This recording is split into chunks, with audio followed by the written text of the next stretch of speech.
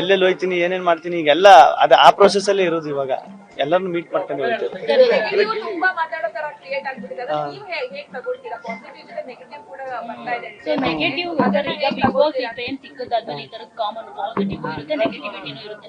So ಇದನ್ನೆಲ್ಲ face ಮಾಡೋದಕ್ಕೆ ಯಾವ ತರ ಸಿದ್ಧ ಆಗಿದ್ದೀರಾ ನೀವು ಅಂತ? ಇಲ್ಲ ಮೇಡಮ್, ಈಗ ನಾನು ಈಗ ಪಾಸಿಟಿವ್ ಆಗಿ 4 ಜನ ಹಿಂಗ್ ಚೆನ್ನಾಗಿ ಮಾತಾಡ್ತಾರೆ, ಪ್ರೀತಿ ತೋರಿಸ್ತಾರೆ, ಇದನ್ನೆಲ್ಲ ತಕೊಂಡ್ ನಾನು ಖುಷಿ ಪಡೋಕೆ ರೆಡಿ ಇದ್ಮೇಲೆ ನನ್ನ ಯಾರೋ ನೆಗೆಟಿವ್ ಬೈತಾರೆ, ಏನು ಹೇಳ್ತಾರೆ, ಅದನ್ನು ತಗೋಕ್ ರೆಡಿ ಇರಬೇಕು. ಈಗ ಯಾರು ಗೊತ್ತು ಅದೇ ಕರೆಕ್ಟ್ ಆಗಿರ್ಬೋದಲ್ಲ.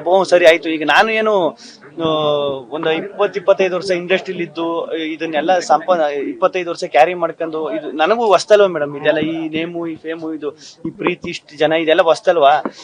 ಎಲ್ಲೋ ಒಂದ್ ಕಡೆ ನನ್ನ ಕಡೆನೂ ತಪ್ಪಾಗಿರ್ಬೋದು. ಈಗ ಅವ್ರು ಹೇಳ್ತವ್ರೆ ಅಂದ್ರೆ ಸರಿ ಕರೆಕ್ಷನ್ ಮಾಡ್ಕೊಂಡು ಹೋಗ್ಬೇಕು ಅಷ್ಟೇ. ನಮ್ಮ ವಿಜಯವಾಹಿನಿ ನ್ಯೂಸ್ ಚಾನೆಲ್ನಲ್ಲಿ ಪ್ರಮೋಷನ್, ಜಾಹೀರಾತು, ಅಡ್ವರ್ಟೈಸ್ಮೆಂಟ್ ನೀಡಲು ಸಂಪರ್ಕಿಸಿ 9535808456.